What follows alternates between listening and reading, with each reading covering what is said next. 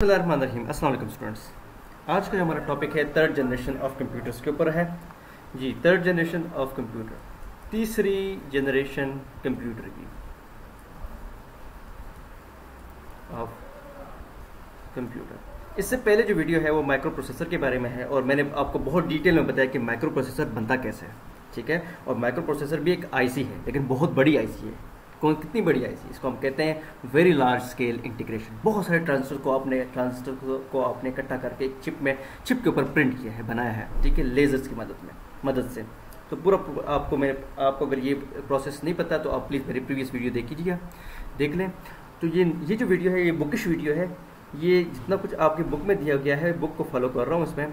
इसमें कोई ऐसी ये समझ लें कोई नई चीज़ नहीं है। जो किताब है उसी को मैं उसमें जो थ्योरी लिखी है वही बता रहा हूँ आपको, ठीक है। कोई इतना इंटरेस्टिंग मेरे ख्याल में इतना टॉपिक नहीं होगा, लेकिन फॉर स्टूडेंट्स जो कि 9th क्लास और 8th क्लास में पढ़ रहे हैं उनके लिए ये मुफीद होगा एग्जामिनेशन पॉइंट ऑफ व्यू से जी। तो इंटीग्रेटेड सर्किट्स जो है वो सिलिकॉन से बनता है और सिलिकॉन जो है वो सेमीकंडक्टर्स होते हैं, ठीक है। सेमीकंडक्टर ऐसी चिप होती है जो कि नॉर्मल हालात में इंसुलेटर होती है, लेकिन आप उसके ऊपर जो वोल्टेज देते हैं कुछ मुख्तलिफ हिस्सों पे तो फिर वो कंडक्टर बन जाता है, ठीक है। और इससे रिलेटेड सेमीकंडक्टर से रिलेटेड जो इन्फॉर्मेशन है वो ज़्यादा आपको मिलेगी फिज़िक्स में। और ये सेकेंड ईयर की जो फिज़िक्स की किताब है, जब आप सेकेंड ईयर में जाएंगे तो आप ये जो ट्रांजिस्टर है जो कि इंटीग्रेटेड सर्किट्स के अंदर होते हैं, ठीक है, उनके बारे में बहुत आप जो है सेमीकंडक्टर के बारे में, इन सब के बारे में आप बहुत डिटेल में पढ़ेंगे। तो उसके लिए आपको सेकेंड ईयर तक इंतज़ार करना पड़ेगा। अच्छा जी, इलेक्ट्रॉनिक्स के पार्ट है जी फिज़िक्स का। तो ये थर्ड जनरेशन कंप्यूटर है और 1960 में जो है ये मार्केट में आए, ठीक है जी।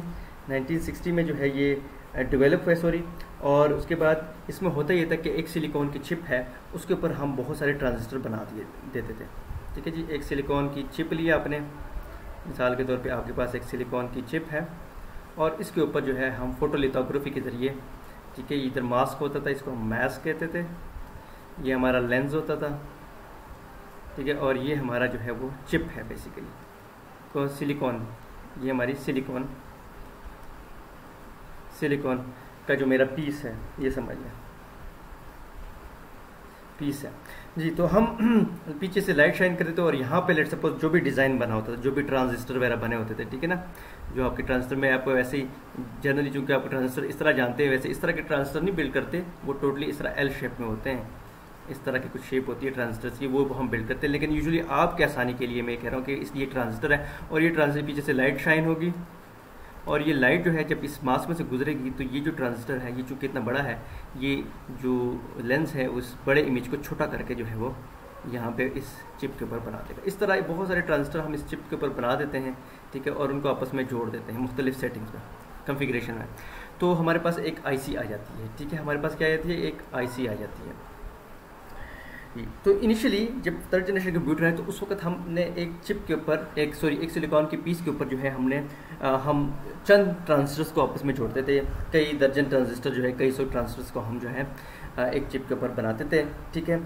और इसकी जो मेन एग्जांपल जो है मैं आपको दूंगा, ये मेरे पास एक वेबसाइट है, बड़ी अच्छी वेबसाइट है, अनकवरिंग सिलिकॉन बाय evilmadscientist.com। और इसके अंदर जो है मैं आपको बहुत पुरानी सी एक आईसी बताता हूँ, थर्ड जनरेशन की जो है वो आईसी है।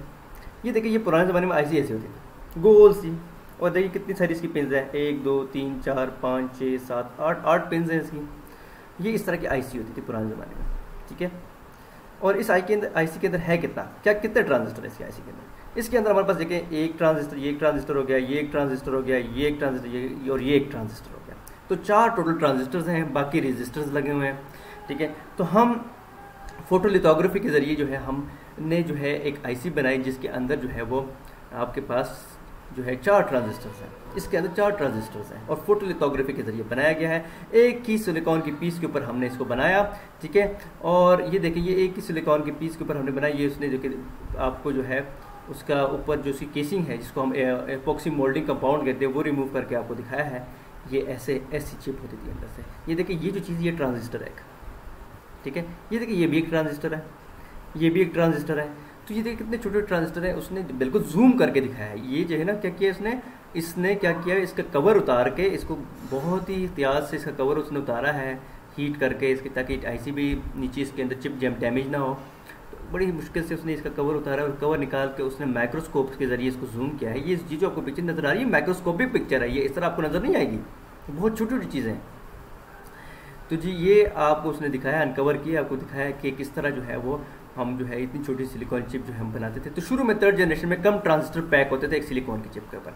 जी तो एक सिलिकॉन की चिप के ऊपर जो है, मिसाल के तौर पे मेरे पास अभी मैंने आपको प्रोसेस पूरा बताया है, तो एक सिलिकॉन की चिप के ऊपर जो है ये आपके, लेट सपोज आपके पास इतनी सिलिकॉन की चिप है, लेट सपोज इतनी सी चिप है, इसके ऊपर 3rd जनरेशन में लेट सपोज फॉर एग्जाम्पल कर लेते हैं कि इसके ऊपर लेट सपोज 50 ट्रांजिस्टर हम बना सकते हैं फोटोलिथोग्राफी के जरिए।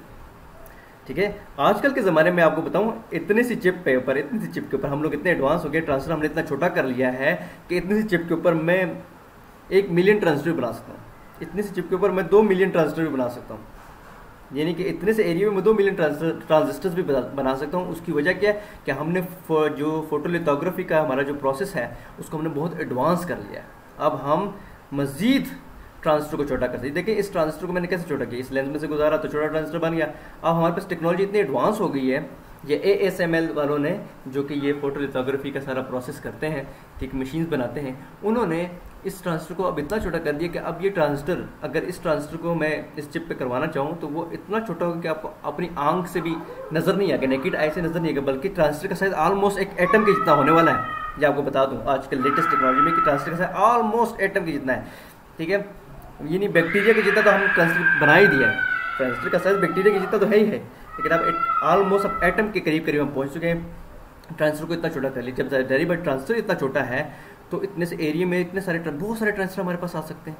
ठीक है, थ्रू फोटोलिथोग्राफी।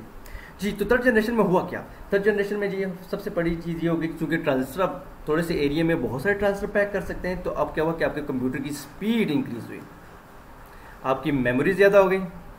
यही बात है, जितने ज़्यादा ट्रांजिस्टर होंगे उतनी ज़्यादा बिट्स सेव होंगी। ठीक है ना, आपके पास मैंने बताया था रजिस्टर्स हैं, मैंने बताया कि रजिस्टर के अंदर लेट सपोज एक, अगर हमारे पास लेट सपोज रजिस्टर है जिसके अंदर लेट सपोज 8 बिट्स का रजिस्टर है, 1 2 3 4 5 6 और 2 मेंबर आएगा, लेट सपोज आपके पास 8 बिट्स का रजिस्टर है, तो ये समझ लें कि एक बिट को स्टोर करने के लिए आपको एक ट्रांजिस्टर की ज़रूरत है। ठीक है, फॉर एग्जाम्पल, तो आपको 8 बिट स्टोर करने के लिए 8 ट्रांजिस्टर की ज़रूरत होगी। ठीक है, तो जितने ज़्यादा ट्रांजिस्टर आपके पास होंगे उतनी ज़्यादा बिट स्टोर कर सकते हैं। तो इसके लिए तो हुआ ये कि अब हमारे पास टेक्नोलॉजी इतनी ज़्यादा हो गई है कि हम जो है अपने जो है मेमोरीज के अंदर जो है, जो मेमोरी है उसके अंदर हम थोड़े से एरिया में बहुत सारे ट्रांजिस्टर पैक कर सकते हैं, यानी कि इतने से एरिया में हम बहुत सारे ट्रांजिस्टर पैक कर सकते हैं, मतलब हम ज़्यादा डेटा स्टोर कर सकते हैं। आपके मोबाइल फ़ोन जो है वो कितने बड़े होते हैं, छोटे से तो होते हैं, आपके हाथ के जितने मोबाइल होता है। और आपको पता है आजकल 6 GB तो मोबाइल के अंदर रैम आ रही है, वो कैसे आ रही है, मोबाइल इतना छोटा है तो 6 GB रैम किस तरह आएगी उसके अंदर। वही वजह ये हुई कि हमने ट्रांजिस्टर को इतना छोटा कर लिया है कि हम मोबाइल के अंदर छोटे से एरिया के ऊपर जो है, यानी बहुत ही छोटे से एरिया के ऊपर जो हम 6 GB रैम बना सकते हैं। छोटी सी चिप सिलिकॉन का टुकड़ा होता है बिल्कुल छोटा सा, उसके ऊपर हमने 6 GB रैम 6 GB रैम बना ली है।